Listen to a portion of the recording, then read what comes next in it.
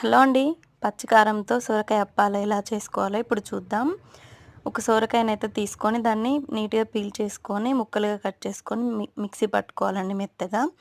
Mixie పట్టుకున్న తర్వాత అందులోకి ఒక 4, 5 పచ్చిమిరపకాయలు, ఒక 4, 5 వెల్లుల్లి రెబ్బలు, కొంచెం ఉప్పు, జీలకర్ర వేసి అది కూడా మిక్సీ పట్టుకొని పేస్ట్ లాగా చేసి కలుపుకోవాలి. చూసారు కదా ఇలా పేస్ట్ అవుతుంది.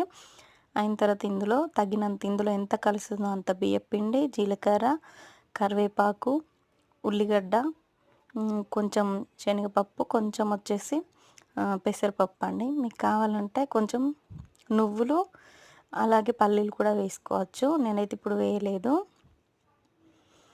ఇలా వేసి నీట్‌గా కలుపుకోవాలండి. ఇంకా పిండి పడితే మనం ఇంకా కొంచెం కూడా పిండి వేసుకొని నీట్‌గా కలుపుకోవాలి. ఇప్పుడు వచ్చేసి మెంతాకు, ఉల్లిగడ్డలు ఉంటాయి కదా, ఉల్లిగడ్డలు, కొత్తిమీరని నీట్‌గా వాష్ చేసుకొని చిన్న చిన్న ముక్కల్లాగా కట్ చేసుకొని అవి కూడా అందులో పిండిలో వేసుకోవాలి. వేసుకొని ఇవి కూడా మంచిగా మిక్స్ చేసుకొని ఇలా ముద్దలాగా చేసుకోవాలి. దీన్ని ఒక గంట సేపు అయితే పక్కన పెట్టుకోవాలి. తర్వాత ఇలా చిన్న చిన్న బాల్స్ లాగా చేసుకొని గారెల మిషన్ ఉంటుంది కదా, చెక్కల మిషన్, దానిపైన ఒత్తుకొని ఆయిల్లో కాల్చుకుంటే రుచికరమైన గారెలు రెడీ అవుతాయండి. తెలంగాణ స్పెషల్ ఇవి. సంక్రాంతికి అయితే అందరూ చాలా ఇదే విధంగా చేస్తారు చాలామంది తెలంగాణలో.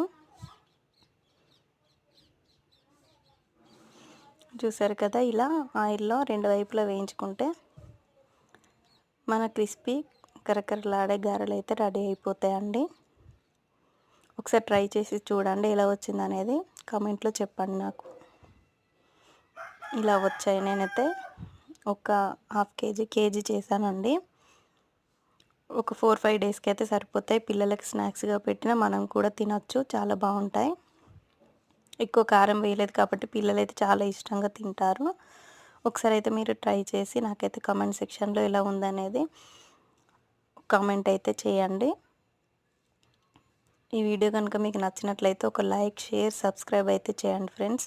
నా ఛానల్ని సపోర్ట్ చేయండి. ఇలా చుట్టుపక్కల బ్లాక్ అయ్యి ఏంటని అనుకోవద్దు. ఇవి ఇందులో సొరకాయ వేసాం కదా, కొంచెం అలానే అవుతాయి.